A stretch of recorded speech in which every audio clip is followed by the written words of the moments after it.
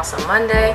Today is April 13th, and I said good morning. I meant good afternoon. It is now 12:08, because that's just how my schedule is now that we're in quarantine.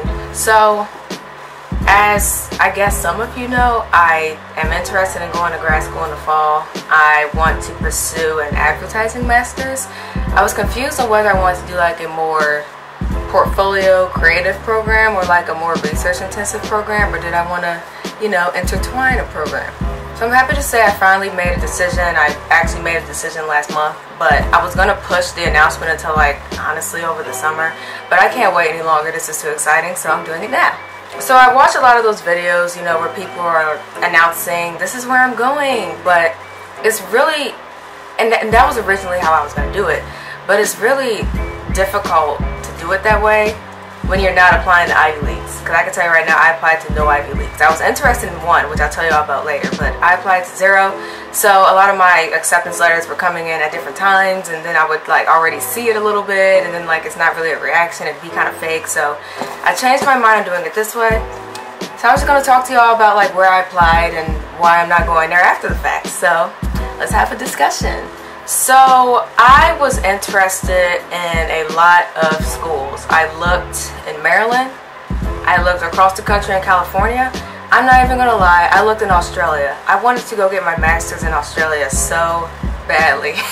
Oh my goodness, it was the University of New South Wales, and I wanted to pursue my it was a double master's program in PR and design. So I would have gone over there for 3 years, 3 whole years, and then I would have graduated with 2 master's degrees. But y'all, I couldn't take off $50,000 a year to do that, so I had to kiss that goodbye. So what I ended up doing was applying to 5.5 schools. Yes, 5.5. I'll explain what that means later. And the first school that got back to me was the University of Texas at Austin. So I applied to this school because the program was really, it seemed like it would have allowed me to do research and also be creative, because I like to draw, I like to write, I paint a little bit. This was under the guidance of somebody else, but I like being creative, so I didn't just want to do like an intense like research. You know, I wanted to kind of also be able to take some art classes, so that program seemed like it was going to be really good. So I got my acceptance letter, and I'm just being honest, I lost like all of my acceptance letters except the one where I'm going. I was looking for the emails yesterday to include in the video. I can't find them, but just take my word for it, I did get accepted. And I was like, awesome, great, thank you. They were the first people to accept me, and the first people to actually like give me a little bit of hope, like, wow, okay, I'm going to grad school. They accepted me in January, and I was just going through the email like, wow, thank you. Money, where's the money though? So they were the first people to accept me, and like the first people to not offer me Jack Diddley squat. And I was like, okay, I can't afford it then. So I emailed somebody in January, and this is the email I have. Hold on, let me find this. I emailed somebody in January, and I was like, hello, my name is Alexis, last name, and I'm a prospective graduate student in the fall, and I just wanted to know, you know, fellowships, any TA positions, even though I don't want to really be a TA, but like, what do you really offer your graduate students? And y'all, hold on, y'all, wait until I find this email. Here we go. So I emailed them on January, it doesn't say when I emailed them, but it was in January. It was right after I got the acceptance letter, and I saw that it was like no money in there. So I emailed them, and I was like, my name is Alexis, and I just received a letter of acceptance to the Advertising and Public Relations Master's Program at UT Austin. I'm excited about the possibility of enrolling. How do I apply for financial assistance, such as a graduate assistantship? And this lady emailed me back March 26th. That was over 2 months later, saying, hi Alexis, graduate assistantships applications are sent out to students who accept admission in late April or early May. We expect students to plan on self-funding for the first 2 semesters, since teaching assistant positions are highly sought and may not have openings until spring 21 or fall 2021 at the latest. And I was like, okay, no. So the second school that accepted me, and I wanted to go here so badly. I wanted to go here, but they also didn't offer me enough scholarship money. It was a good, I mean, they bragged that it was like the highest honor or something like that, so I got the most amount of money that they give out. But I was like, it's still ain't enough, so. It was Syracuse. Oh my gosh. I have been eyeballing Syracuse since study abroad in Ireland. Like, I had videos up of when I studied abroad under the Global Experiences program in Ireland, and it was then that I was interested in Syracuse, and I was looking at them, and I had like meetings with the dean and stuff like that, and I was like, yeah, I want to come here. So I applied, and I got in, and they gave me $22,500, I think the number was, which is good. And I'm not trying to act like I'm not thankful for it, but the program is just more expensive than that, and I still would have to take out a loan, which I really just don't want to do.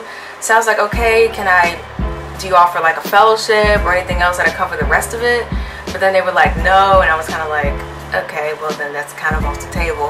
But they said, you know, oh, our cost of living is really low down here, and our program is only a year, so it's more affordable. And I was like, I'm still gonna have to take out a loan though, you know, just, no. It was so unfortunate. Yeah, I wanted to be a Syracuse orange or whatever their mascot is. I wanted to be a little orange ball there so badly. I wanted to wear my overcoats and everything. I wanted to go to Syracuse, but, you know, if it's not cost effective, I just cannot go. So, had to say goodbye to Syracuse. And that was really unfortunate because I kind of felt connected, like, because I had met the dean like on several occasions, like not in person, but like virtual. Like, I've sat down with him and he recognized my name and I recognized his name, and it's just kind of like, I wanted to be with y'all. Oh. But I guess that also kind of worked out because they got a new dean. So the guy that I was like, I had like a connection with, I guess he's not there anymore. So, you know, I kind of feel like a little bit less connected to the school now because the dean's gone. They have somebody else, so it's, you know. But that was a good program, I'm not even gonna lie. So the third school to accept me was the University of Alabama. And the reason why I applied to the University of Alabama was because that program, just like UTA, it was very, I would have had the opportunity to do research and do like that strategic side, but also could have done like the creative side. They actually had a track that was called creative something, I don't know, where I probably would have done that track. And that was the same reason why I applied to Syracuse. Did I tell y'all? All of these programs are pretty interdisciplinary, so I can do the strategic research and I can do the creative. That's why I applied to all of them. So I guess I don't have to keep saying that. But good program. And I was looking at videos of a couple of girls who were also in that program, and not only were they black, but they were in the same exact program I was interested in. They were just talking about it, and I was like, yeah, I want to do this. So once again, I had spoken to the I'm not sure if he's the dean or if he's like an associate professor, cool guy in the program. I had spoken to him, and I was like, yeah, okay, I feel like I got this. And I applied for the GA position. So this is where it really starts just smelling like turd, okay? So I applied for the GA position, and I said, first of all, I butchered that interview because I was stuttering and I was sitting outside and I was cold, and I was like, yeah. And over the phone, I just felt like I was communicating to them that I wasn't that confident, which I was confident, but it's kind of like, back then I felt like, okay, I don't think I did a good job with this interview, but we'll just have to see what they say. So I'm looking up at my April calendar for no reason, where I should just be looking down here. So I applied for that GA position. My interview was the last week of February. Do I still have that in here? Yes, my interview was Wednesday, February 19th, which actually that was the second to last week of February. So I asked them on the interview, I was like, okay, when should I expect a response back from you? And they said the first week of March, I think. So first week of March goes by, and I'm like, okay, hello. And mind you, I know about COVID-19, I know about the coronavirus. This is when it was just starting to get kind of like serious, I guess, but it was still a little bit before that. So I was like, okay, first week of March, hello. So right after the interview, I emailed my letter of thanks. So I'm kind of like, yeah, I got this in the bag, because I emailed that letter of thanks.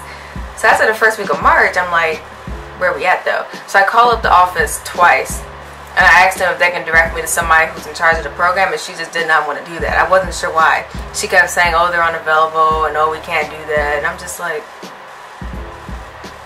hello? So I called the office, and I really don't like calling.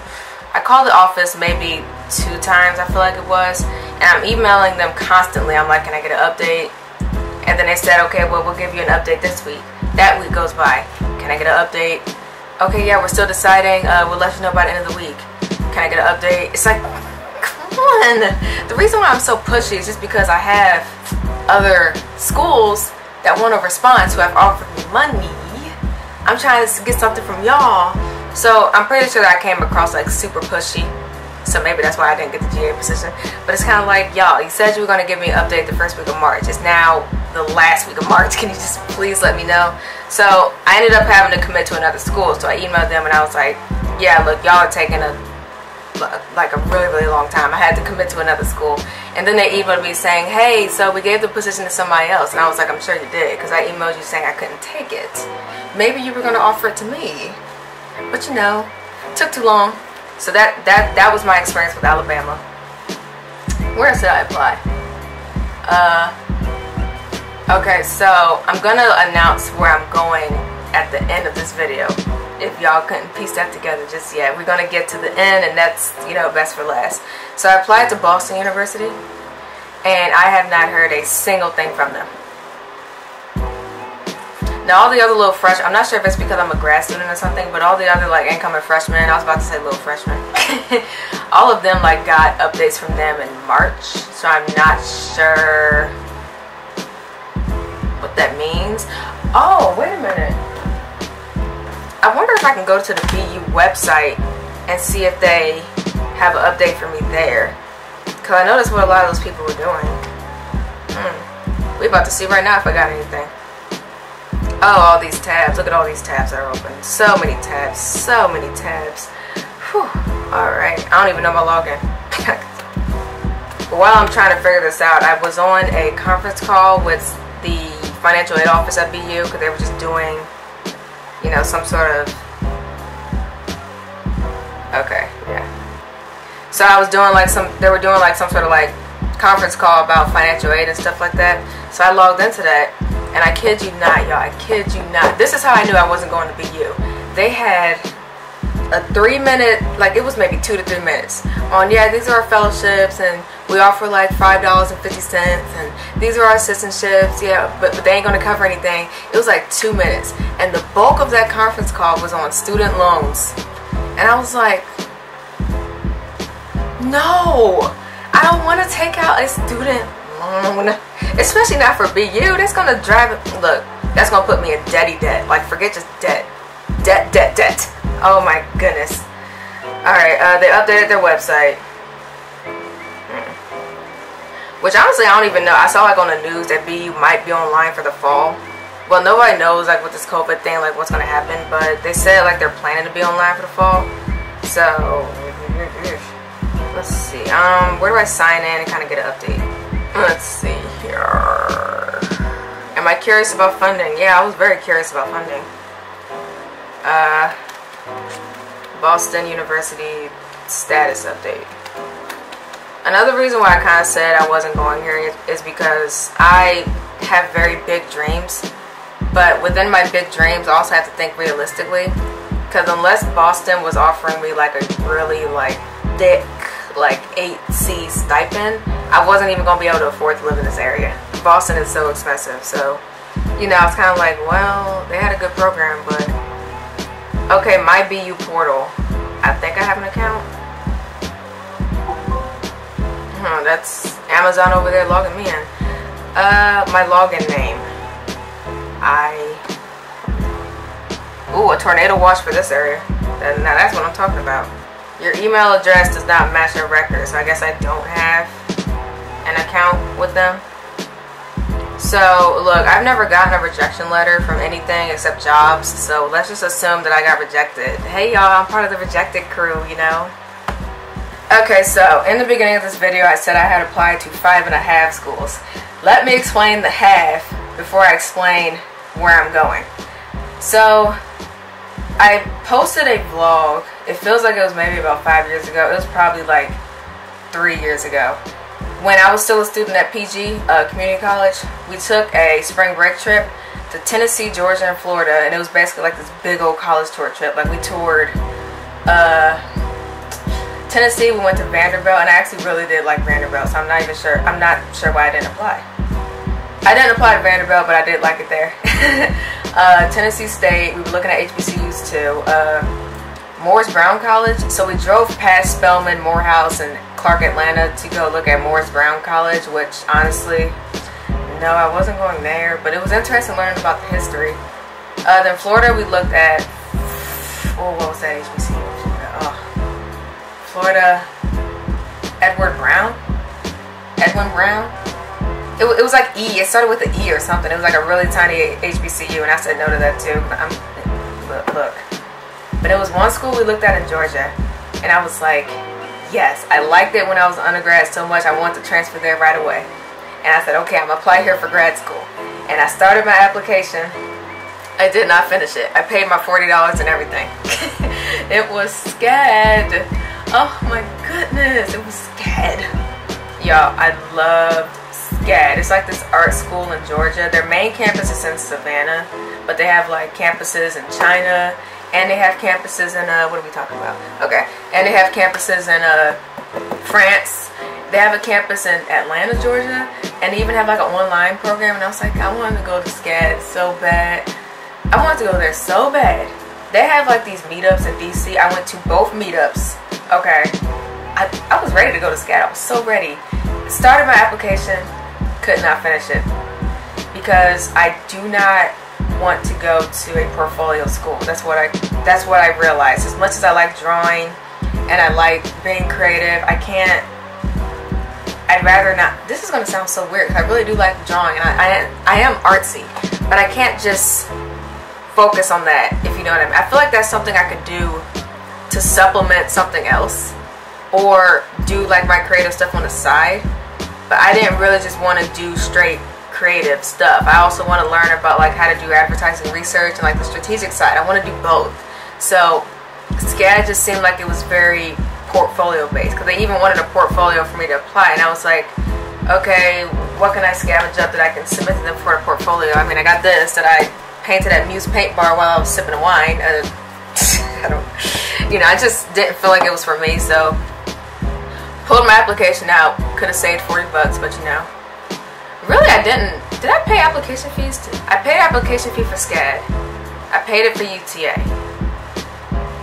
I think I paid it for Syracuse. BU, by the grace of the Lord, I got an application fee waiver because I wasn't, $95 to not hear anything back. I don't think so.